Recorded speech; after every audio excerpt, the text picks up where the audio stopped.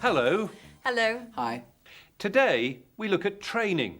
That's work training. The training you need to do a particular job. And we meet this man, Michael Killingsworth, who trains flight attendants for American Airlines. Work training tells you what you're supposed to do in a particular job. What you should do and what you shouldn't do.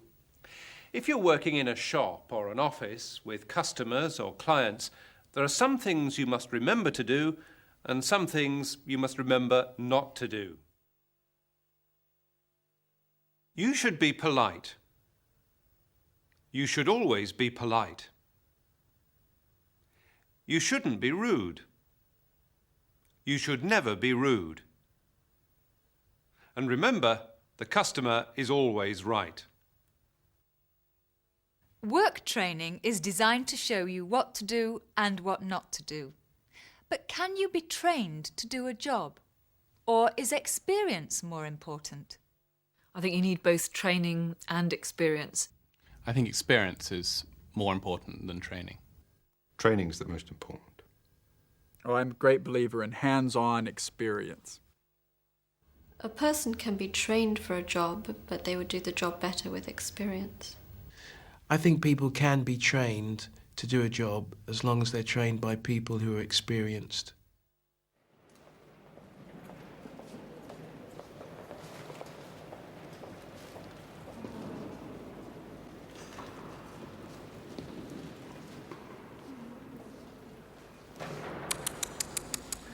Oh dear. What's the matter? You shouldn't have done that. Done what? That smile. It's all wrong. You should have painted a big smile, not that little one. But I like it. I'm the teacher and you're just the student. You should do as I say. No. You shouldn't have done it like that. Here, let me show you. And these eyes should be bigger. There. That's how you should do it. Don't you agree? Yes, sir. Remember, Leonardo, people want happy paintings. Yes, sir. Young people today have no idea. No idea at all. No. You shouldn't have done that, Michelangelo. This is the way the teacher told his student that he had done something wrong. You shouldn't have done it like that. You should have painted a big smile.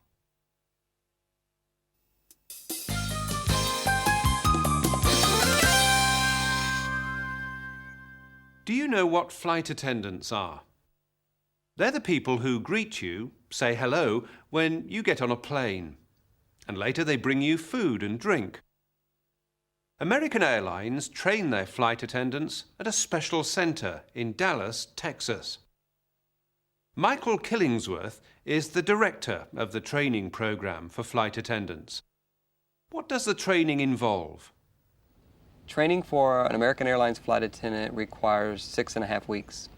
The training program includes a great deal of emphasis on emergency procedures, food service procedures, general procedures, and a great deal of customer service.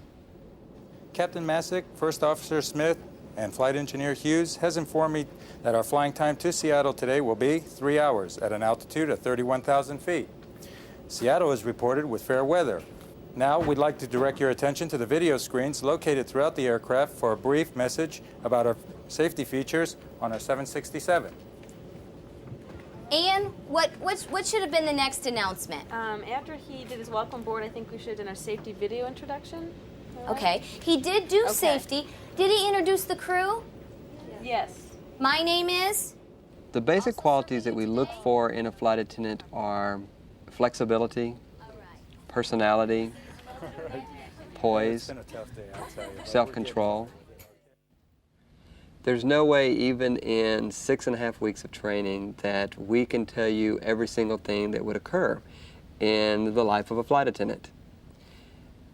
There's a lot of situations that we'll share with you, that our own personal experiences we'll share with you. We'll try to cover as much as we can, But because the job of a flight attendant is so diverse, there's no way we could answer every single what-if question. No.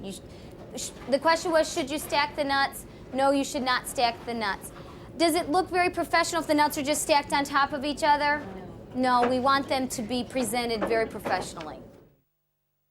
So flight attendants receive 6.5 weeks of work training. Only 6.5 weeks. That's right. And as Michael says, it's impossible to teach them everything they need to know in such a short time. A combination of work training and experience is vital for the job. During the 6.5 weeks, they receive training in many different aspects of the work. Food service procedures. How you're supposed to serve food. Emergency procedures. What you're supposed to do in an emergency. Customer service. How you should serve the needs of passengers. Michael talked about the training program. Now let's hear about the different jobs flight attendants have to do during a flight. What are they supposed to do first? When passengers are boarding the aircraft, it's very important that an appropriate greeting is used by the flight attendant. An appropriate salutation or greeting such as good morning, good afternoon, good evening, and welcome aboard, or we are happy to have you. I am happy to see you. Good evening. How are you? Just fine, thank you. Wonderful. All right. If you'll cross over, go down that aisle, your seat is on the left. Thank you. Enjoy the flight. I stress to my students that it's very important Welcome. that How are you? you understand that communication is not just the way you speak. It's verbal and it's also nonverbal. And by means of nonverbal, the use of your body language is so important. What do you do with your hands? What do you do with your arms? If you stand with your arms crossed, you've closed yourself off. You're a closed-in person and you're not approachable. Versus having your hands open. When your hands are open or at your side, you're more approachable. You're open to conversation. Welcome aboard. Once you take off, the flight attendant will then perform their actual service procedures, food service, which is, and sometimes it's just a beverage service. But there's always a way of enhancing that service. It's not just delivering a beverage. It's not just handing out pretzels or delivering a sandwich. It's how you do it. Ms. McIntyre, may I offer you a first-class menu? And Mr. Smith, the menu for you? I'll be back momentarily to take your preference, okay? It's important to remember to use proper terminology such as, may I offer you a beverage? May I offer you a snack or a meal? What else can I get you? Is there anything else I can get you? You're welcome.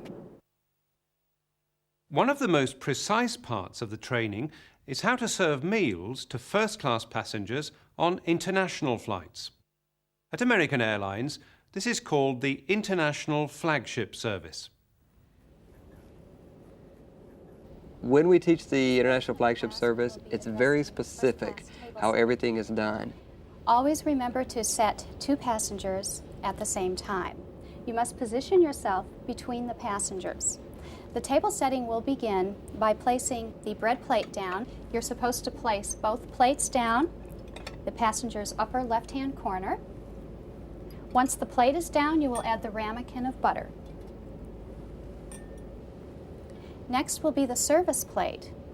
Don't forget to place the eagle at 12 o'clock.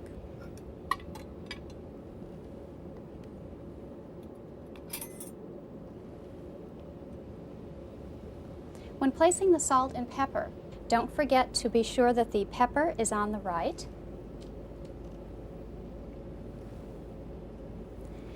And remember to place the glass at 1 o'clock. Once that procedure is completed, we have what we call a phase 3, and we call this the phase that pays. You get out and you get into the cabin and get to know the passengers and get to talk to them. So how's things going here today? Great. You enjoying your flight? Yeah, we were just discussing an African safari. An African safari. Wow, Have you must ever be been? nice. No, not yet, but I'm hoping someday to get there.